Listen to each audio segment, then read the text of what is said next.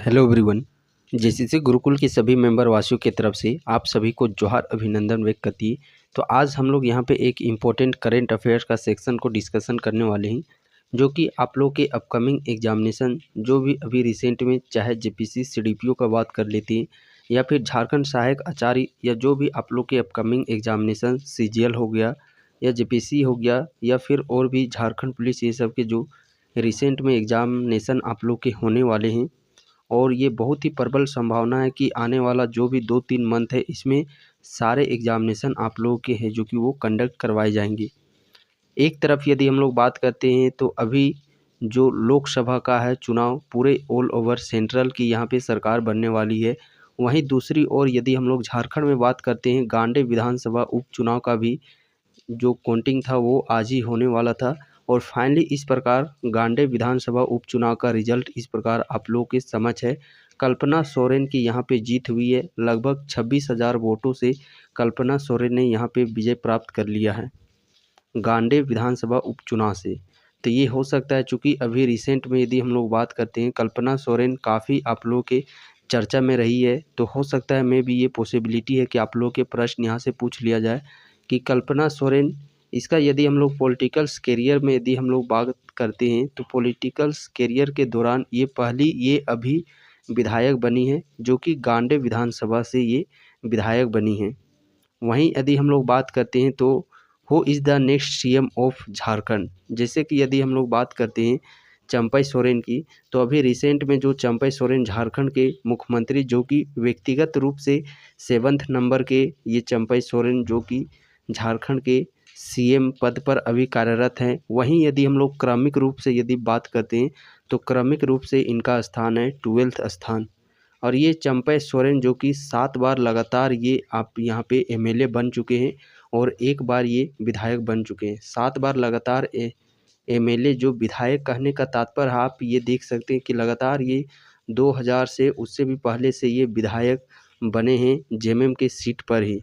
तो ये अपने आप में एक बहुत ही बड़ी बात है चंपई सोरेन के लिए कि 7 बार लगातार। 2014 में यदि हम लोग बात करते हैं जहाँ पे एक और बीजेपी मोदी लहर थी, उस दौरान भी 2014 में भी इनको ये सौभाग्य प्राप्त हुआ कि जेएमएम के सीट से ही ये विधायक बने। कुछ तो इनमें बात है। बट अभी रिसेंट का यदि हम लोग पॉलिटिकल्स देखा जाए झारखंड में, तो कहीं ना कहीं यदि कल्पना सोरेन जो गांडे विधानसभा उपचुनाव हुआ है उसके मेन पीछे का जो मुख्य उद्देश्य रहा है वो कल्पना सोरेन को सीएम सीट देने के लिए ही वो उद्देश्य रखा गया है। आप देखिएगा जब जनवरी में, आप सबों को याद होगा जिस समय हेमंत सोरेन की जेल होने वाली थी, ठीक उसी समय गांडे यदि जो उप चुनाव अभी हुए हैं तो उस गांडे विधानसभा से जेएमएम के ही विधायक वहाँ पे उसी दौरान उनके द्वारा वहाँ पे है जो कि वो अपना त्यागपत्र सौंप दिया गया था। और त्यागपत्र सौंपने का जो मुख्य उद्देश्य था वही था कि वहाँ पे कल्पना सोरेन को पुनः वहाँ से बहाल किया जाए, ताकि आने वाले समय में, चूँकि अभी आप रिसेंट में कहीं पे भी चुनाव प्रचार जेएमएम इतना लोकसभा में आप देखे होंगे, चंपई सोरेन का स्टेटमेंट कहीं पे भी अभी आप लोग को रिसेंट में नहीं देखने को मिला होगा।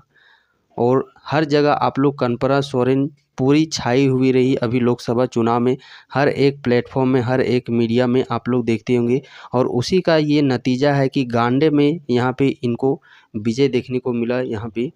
चलिए अब हम लोग यहाँ पे बात कर लेते हैं यदि हम लोग कल्पना सोरेन की, तो ये आने वाले समय में आप लोग को नेक्स्ट सीएम ऑफ झारखंड के रूप में भी देखने को मिल सकती है। व्यक्तिगत रूप से बात करते हैं तो व्यक्तिगत रूप से 8वें नंबर की, और ठीक उसी प्रकार यदि हम लोग यहाँ पे देख सकते हैं क्रमिक रूप से, तो क्रमिक रूप से ये आप लोग के 13th नंबर के सीएम आप लोग के झारखंड को भी, ये जो भी अभी 2-4 मंथ का समय बचा हुआ है कार्यकाल होने का 5 वर्ष झारखंड में, उसी में बहुत सारा आप लोग को खेल देखने को मिलेगा। न्यू सीएम के तौर पर अपॉइंटमेंट की जा सकती है कल्पना सोरेन। वहीं बात करते और ये जो आने वाला 3-4 मंथ जो भी समय मिलेगा कल्पना सोरेन को, तो आप इनके शक्ति को, आत्मविश्वास को आप लोग देख चुके होंगे लोकसभा चुनाव में कि किस प्रकार अकेले, क्योंकि इससे पहले इनका पॉलिटिकल क्षेत्र में किसी तरह का कोई भी रुझान नहीं था। बट जैसे ही हेमंत सोरेन एक तरफ चले गए वहाँ पे उनको जेल हो चुकी, वहीं दूसरी ओर कल्पना सोरेन के जो अंतर आत्मा, जो आत्मविश्वास थी, वो चुनाव पॉलिटिकल्स कैरियर में इनका रुझान देखने को मिले। और फर्स्ट टाइम ही आप देखते होंगे लोकसभा में यदि जेएमएम का कोई भी उम्मीदवार जो आप लोग को मीडिया में छाया हुआ मिला, व्यक्तिगत रूप से 8वीं और क्रमिक रूप से यदि हम लोग बात करते हैं तो 13वें नंबर के ये सीएम आप लोग को आने वाले समय में ही वो आप लोग को क्लियर हो जाएगा 10 से 15 दिन के अंदर में ही कि क्या ये नेक्स्ट सीएम बन सकती है या फिर नहीं। और वहीं दूसरी ओर यदि ये इनके पद पर यदि सीएम आ जाता है, सीएम पद पर ये अपॉइंटमेंट कर दी जाती है, तो वहीं एक तरफ यदि हम लोग बात करते हैं झारखंड को एक पहली महिला जो कि मुख्यमंत्री मिल जाएगी, झारखंड की पहली महिला, साथ साथ झारखंड की पहली महिला आदिवासी मुख्यमंत्री के तौर पर भी आप लोग को कल्पना सोरेन आने वाले समय में देखने को मिल सकता है। इससे हम लोग को क्या, जैसे हम लोग जो शिक्षित वर्ग के जो भी कैंडिडेट है, हम लोग को बस चाहिए एग्जामिनेशन, चाहे आप लोग मुख्यमंत्री पद पर कोई भी अपॉइंटमेंट हो, उससे हमें क्या लेना देना। बस हम लोग का है कि जो भी एग्जामिनेशन पेंडिंग पड़े हुए और कहीं ना कहीं सरकार के पास ये दबाव बना हुआ है। और कल्पना सोरेन यदि आप देखते होंगे तो हेमंत सोरेन से भी कई गुना आगे आप लोग को कल्पना सोरेन के कार्य देखने को मिलेंगे। जो भी पेंडिंग एग्जामिनेशन है इतने फास्ट प्रोसेस में, ये सिर्फ हम लोग उम्मीद जता ही सकते हैं। बाकी क्या होगा नहीं होगा वो तो समय सभी के सब समक्ष ही होगा। समय में क्या होगा कि नहीं होगा वो सबके सामने होगा। बट जिस प्रकार का अभी यदि हम लोग देख सकते हैं इनके पीछे में, तो उससे हम लोग एक उम्मीद एक्सपेक्ट कर सकते हैं कि कहीं ना कहीं जो भी एग्जामिनेशन है वो यदि सीएम पद पर यदि ये कल्पना सोरेन आती है, तो कहीं ना कहीं जो एग्जामिनेशन पेंडिंग पड़े हुए हैं उसका फाइनली रिजल्ट है जो कि आप लोग की समझ में देखने को मिलेंगे। बाकी चलिए, यदि जिस दिन इनको अपॉइंटमेंट किया जाता है देन आफ्टर उस दिन आप लोग का बायोग्राफी ऑफ कल्पना सोरेन के तहत आप लोग को और एक वीडियोस प्रोवाइड कर दिया जाएगा। बाकी इस वीडियो से भी आप लोग को काफ़ी कुछ यहाँ पे जानने को मिला होगा।